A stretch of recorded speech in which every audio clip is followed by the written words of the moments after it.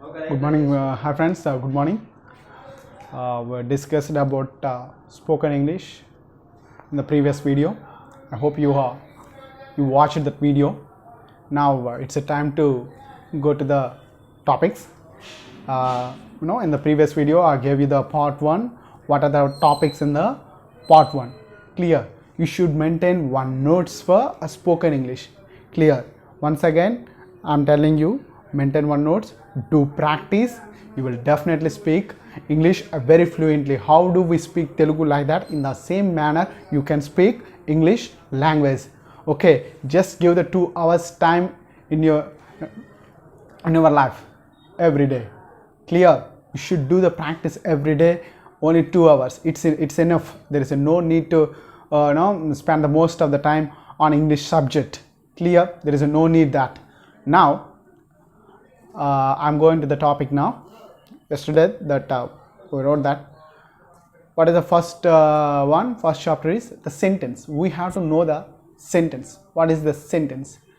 The sentence is nothing but a group of words that makes a sense is called sentence. Clear? A group of words, group of words combined together which gives a complete sense is known as a sentence. The definition is yourself. You may get that from your books also, no problem about that. Means కొన్ని పదములు కలిసి తెలుగులో చెప్తున్నా కొన్ని పదములు కలిసి ఒక సంపూర్ణ అర్థవంతమైన ఇచ్చినట్లయితే దానినే వాక్యము అందరు ఏమంటారు నాన్న వాక్యము అని అంటారు. And again the sentence is divided into 4 types. How many types of sentences we have? We have 4 types of sentences. మనకి 4 రకములైన సెంటెన్సెస్ ఉన్నాయి. అవి ఏంటి అంటే వాట్ ఆర్ ద సెంటెన్సెస్ అంటే మొదటిది assertive sentence or declarative sentence అని అంటారు దాన్ని. Next one interrogative sentence, and third one imperative sentence, and fourth one exclamatory sentence. Clear? First of all, you have to ask the one question: why do we learn all these 4 types of sentences? What is the use of these 4 sentences? అసలు ఈ 4 sentences ఎందుకు నేర్చుకోవాలి నేను? ఏ విధంగా నాకు ఉపయోగపడతాయి? అసలు నేను నా మాట్లాడడానికి అసలు ఈ టాపిక్కి సంబంధం ఏంటి? అసలు వాక్యం అంటే ఏంటో తెలియాలి కదా నీకు. You have to know the what is the sentence, how many sentences you have. ఎందుకు తెలుసుకోవాలి సార్ నేను? Why do I learn? Yes, good question. ఎందుకు నేర్చుకోవాలి అంటే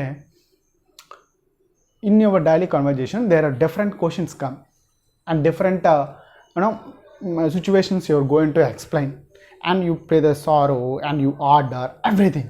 You have to know that what type of sentence it is. Where do we use this sentence? Clear? ఎందుకు తెలుసుకోవాలంటే ఈ 4 రకాలు కూడా మన యొక్క డైలీ వివిధ సంభాషణలలో చాలా యొక్క జెస్టర్స్ను ఉపయోగించడం జరుగుతుంది. ఒక్కొక్క వాక్యము కూడా సందర్భానుసహితం మనం ఉపయోగించగలుగుతుంది. Based on the situation we should frame our sentences. Clear? అక్కడున్న సందర్భం బట్టి నువ్వు వాక్య నిర్మాణము చేయాలి. అంతే తప్ప వచ్చు కదని ఏది పడతా I know very well I want to speak that అనేసి రిలేషన్ లేకుండా, మనం ఒక టాపిక్ ఉన్న రిలేషన్ లేకుండా అక్కడున్న in the place what happened there according to that situation, that the position you should speak. అక్కడ ఉన్న పరిస్థితులు బట్టి నువ్వు మాట్లాడాలా. అంతే తప్ప నాకు వచ్చుకొని ఏది బట్టి అర్థవంతంగా ఏది పడంగా మాట్లాడకూడదు. అందుకోసం ఈ సెంటెన్స్ అనేది తెలుసుకోవాలి. And not only that one, it is useful for grammar also. Without a knowing of these 4 sentences you can't do active passive voice, you can't do speech, etc. remaining topics also you can't do that. Clear? Have you understood? ఈ sentences అంటే ఏవో తెలియకుండా నువ్వు active voice passive voice చేయలేవు, speech చేయలేవు, direct to indirect, indirect to direct, because rules and regulations we have in active voice passive voice as well as in speech. ఈ రెండిట్లో ఉంటే based on the type of sentences the rules have changed. ఆ సెంటెన్స్కున్న ఆ nature of the sentence బట్టి rules అనేవి change అయిపోతాయి. Have you understood? స్పీచ్కి వచ్చినప్పటికీ ఆ మధ్యన ఉన్న కంజంక్షన్స్ చేంజ్ అయిపోతాయి, లింకర్స్ చేంజ్ అయిపోతాయి. హ్యావ్ యూ అండర్స్టూడ్ నాన్న? దానికోసం నువ్వు you should learn this topic clearly. Have you understood? This is the basic topics of English language. You should learn the basics very well. Without a basic knowledge of grammar or without a basic knowledge of English language you can't do anything. Basics are very very important. how the entire house stands on the piles. అవి understood. ఒక pillars మీద ఎలా depend అవుతుంది, ఒక పునాది మీద ఎలా depend అవుతుంది హౌస్ అనేది. అదేవిధంగా your language should be, your subject will be depend on your basics only. Basics are very very important. ఎక్కడ ఏ సబ్జెక్ట్ నేర్చుకున్నా you may learn any subject, you should learn the basics first. Clear? If you don't know plus or minus, subtractions and addition, how can you do the mathematics? How can you do without knowing the tables? ఒక tables రాకుండా mathematics ఎలా చేస్తావు నువ్వు? You should learn. అదేవిధంగా ఇంగ్లీష్లో ఈ types of sentences కానీ ఇవన్నీ కూడా మనకి తెలియాలి. Have you understood? Let's we go to the lesson now. Just see this sentence here. A group of words that makes complete sense is called a sentence. మీకు చెప్పా, పదములు కలిసి ఒక కంప్లీట్ అర్థాన్ని ఇస్తే దాన్నే సెంటెన్స్ అని అంటారని. అయితే మొదటిది ఏంటండి? అసర్టివ్ సెంటెన్స్ అండి. What is the assertive sentence అండి? అసర్టివ్ సెంటెన్స్ అంటే a sentence which express about statements, sentence which tells about the statements, a sentence which describe about facts, a thing that's known as what you call assertive sentence. ఒక sentence అనేది ఏదైతే ఒక statements గురించి చెప్తుందో, ఒక facts గురించి కానీ, ఒక థింగ్స్ కానీ, ఒక పర్సన్ గురించి తెలిపే వాటిని అసర్టివ్ సెంటెన్స్ అని అంటారు. సింపుల్గా స్టేట్మెంట్స్ అనేది పెట్టుకుంటే సరిపోతుంది. Which are all you have to know that. నువ్వు తెలుసుకోవాలని నేను చెప్పాను. సింపుల్గా assertive sentences are nothing but which express the statements, which tells about the స్టేట్మెంట్స్ని గురించి తెలిపేదనమాట. ఇప్పుడు ఉన్నాను, ఐఎమ్ ఏ టీచర్, నేను ఒక టీచర్ని అని తెలపడం కానీ, వీ ప్లే చెస్, మేము చెస్ ఆడతామండి అని తెలపడం కానీ, హీఈస్ కమింగ్, అతను వస్తాడని కానీ, ఈ చెప్పే వీటన్నిటిని కూడా స్టేట్మెంట్స్ అని అంటారు. నెక్స్ట్ ఏంటండి? Interrogative sentence. ఇంటరాగేటివ్ సెంటెన్స్లో అందులోనే ఆన్సర్ ఉంది. నువ్వు ఇంకా there is no need to learn. Interrogative means asking question, nothing but a asking question. How are you? Hey, where do you come from? Oh, what are you doing? How are you? Do you play chess? No. Can you come with me? నువ్వు రాగలవా నాతో?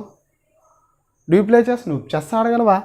How are you? ఎలా ఉన్నావు అన్నమాట. అంటే nothing but asking question. నువ్వు question అడగడం, అంతకు మించి ఏం లేదు. Next imperative sentence. Imperative sentence is nothing but to tell about comments and request. ఒక కమెంట్స్ కానీ, ఒక రిక్వెస్ట్ని కానీ, లేదా ఎంట్రిటీస్, అది రాయలేదు అక్కడ. కమెంట్స్ అండ్ రిక్వెస్ట్, ఎంట్రిటీస్ అంటే నథింగ్ బట్ ప్రేయర్, ప్రార్థనలు, వేడుకోలు అంటారు తెలుగులో. అవి చెప్తారు. కమెంట్ అంటే తెలుసు కదా, get out, you get out from my room right now, useless like that. నువ్వు వెళ్ళిపో, ఇక్కడి నుంచి వెళ్ళిపో, సిద్ధా కూర్చో.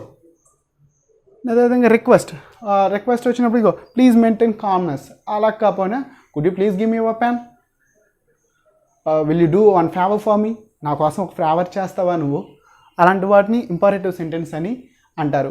నెక్స్ట్ ఏంటండి? Exclamatory sentence. అంటే సడన్ ఫీలింగ్స్, ఎమోషన్స్ని ఎక్స్ప్రెస్ చేయడం. అయ్యో, లైక్ దట్. అంటే ఇక్కడ చెప్పండి, అలా డాగ్ ఈజ్ డెడ్, అయ్యో కుక్క చచ్చిపోయింది. నెక్స్ట్ అంటే what a clever girl you are, అబ్బాబ్బాయి ఎంత తెలివైన అమ్మాయి నువ్వు అని చెప్పుకుంటాము. Exclamatory sentences. అర్థమైంది కదండి? అవి అండర్స్టూడ్ క్లియర్లీ? సింపుల్గా ఒకసారి చెప్తాను చూడండి అన్నీ కూడా. ముందుగా సెంటెన్స్ అంటే ఏంటి ముందుగా ఇంగ్లీష్లో చెప్తాను. First explain English, later I go to the Telugu. Listen carefully. Sentence is nothing but A group of words combine together which gives complete sense. కొన్ని పదములు కలిసి సంపూర్ణ అర్థం ఇవ్వడాన్ని ఒక వాక్యం అని, సెంటెన్స్ అని అంటారు. కొన్ని పదములు కలిసి పూర్తిగా అర్థాన్ని ఇవ్వడాన్ని వాక్యం అని అంటారు. Okay, now what is that? That is the next one is types of sentences. Types of sentences వచ్చినప్పటికీ you have to that there are 4 types of sentences, sir. The first one is assertive sentence, and second one interrogative sentence, and third one is imperative sentence, and fourth one is exclamatory sentence. Here, okay, first one, what do we discuss? The first one is assertive sentence. What is the assertive sentence? Sir, nothing, sir. Assertive sentence is nothing but a statements. Clear? I play chess, I go market, I eat fruits. Like that, statements, nothing but. Then second sentence is interrogative sentence. Interrogative sentence, sir, nothing, sir. Interrogative sentence means asking questions, sir. How are you? Where are you going? how is your father, how is your family, where do you come from, like that, such type of questions. How is Chiranjeevi's movie, like that you may ask such type of questions. Next, imperative sentence. Sir, imperative sentence is nothing but, sir, it's nothing but a command and request, sir. Command, get out, don't come to my home right now, like that. Such type of sentences are known as the imperative sentences, sir. And last one is exclamatory sentence. What is exclamatory sentence? Exclamatory sentence is nothing but sudden and feeling and emotions. There are some symbols also, alas, hooray, I got, like that words. Not only that, what a beautiful girl you are, like that. In our movies, there is what a beauty. What is that? That song was in Bhishma movie. That's it. What a beauty. Like that, that is a exclamatory sentence. Here the hero just portraying the beauty of a heroine. You have observed it in the movies also. You learned some of the subject. Clear? You have to understand. That is the portion of the sentence and types of sentences. In Telugu, I want to give that a brief explanation in Telugu also. పూర్తిగా తెలుగులో చెప్తాను చూడండి. Sentence అంటే వాక్యము. వాక్యము అనగా కొన్ని పదములు కలిసి సంపూర్ణ అర్థాన్ని ఇచ్చినచో దాన్నే వాక్యము అంటారు. ఆ వాక్యములను 4 రకములుగా విభజించినారు. 1 assertive sentence, 2 interrogative sentence, 3 imperative sentence, 4 exclamatory sentence. అయితే అసర్టివ్ సెంటెన్స్ అంటే సార్ స్టేట్మెంట్స్ గురించి తెలుపుతుందండి. నేను అలా చేస్తాను, అలా చేస్తాను, ఎక్కడికి వెళ్తాను, అటువంటి స్టేట్మెంట్స్ని తెలిపేదంటే. స్టేట్మెంట్ అంటే తెలుగు అర్థం ఏంటంటే వివరణ వాక్యములు అని కూడా దీన్ని అంటారు. అయ్యింది కదండి. నెక్స్ట్ ఏంటంటే ఇంటరాగేటివ్. ఇంటరాగేటివ్ అంటే అందులో ఉంది ప్రశ్న వాక్యములు. ఇవండి ప్రశ్న వాక్యములు అంటారు. అంటే అడగడం, how are you, where are you going, ఎక్కడి నుంచి వచ్చావు, ఎప్పుడు వచ్చావు, ఎలా వచ్చావు, అలాంటి వాటిని అనమాట. నెక్స్ట్ ఏంటంటే ఇంపరేటివ్ సెంటెన్స్. ఇంపరేటివ్ సెంటెన్స్ అంటే ఆజ్ఞలు ఇచ్చేవి, ఆజ్ఞా వాక్యములు అంటే సంథింగ్ ఉంటారు. అంటే ఆజ్ఞలు, అక్కడికి వెళ్ళు, కూర్చో, అక్కడి నుంచి వెళ్ళు, ఇక్కడికి వెళ్ళు అని చెప్తారు. రిక్వెస్ట్లు కూడా ఇక్కడ మనం చెప్పుకోవాలి. దయచేసి అది అవ్వ, దయచేసి నీ పెన్ అవ్వ, అది అవ్వ. మర్చిపోయాం, స్కూల్కి వెళ్ళినప్పుడు ఎప్పుడు మనం ఏంటి మర్చిపోతామండి, పెన్ మర్చిపోతాం. We always forget our pen or other things. Especially we forget our pen in the examination hall. Examination హాల్లో మన దగ్గర ఉండదు ఏంటంటే పెన్ అండి. ఎస్పెషల్లీ నాలాంటి వాళ్ళ దగ్గర అసలు ఉండేవాళ్ళండి. వీ ఆస్ దట్ అంటే పక్కడు అడుగుతాం కదా. నెక్స్ట్ ఏంటంటే లాస్ట్ది ఎక్స్క్లమేటరీ సెంటెన్సెస్. సడన్గా ఆశ్చర్యార్థకము ఉన్నమాట అంటే ఇంకా ఫర్గెట్ తెలుగు కూడా అంతే అయి ఉండవచ్చు. సడన్ ఫీలింగ్ ఎమోషన్స్ని తెలుపుకోవడానికి అబ్బాబ్బా అంత అందంగా ఉందా ఆమె, అబ్బాబ్బాబ్బాబ్బా సూపర్, టైం బ్యూటిఫుల్ గర్ల్, అబ్బాబ్బా అబ్బాయి ఎంత బాగా చదువు, అబ్బా వాట్ ఏ హ్యాండ్సమ్ గాయ్, చాలా అందంగా ఉన్నాడు. అటువంటి వాటిని తెలుపుకున్నప్పుడు వాటిని ఎక్స్క్లమేటరీ సెంటెన్స్ అని అంటారు. అవి understood clearly. I hope you have understood this video and do practice at your home. Please do subscribe my channel and please support me. Thank you very much.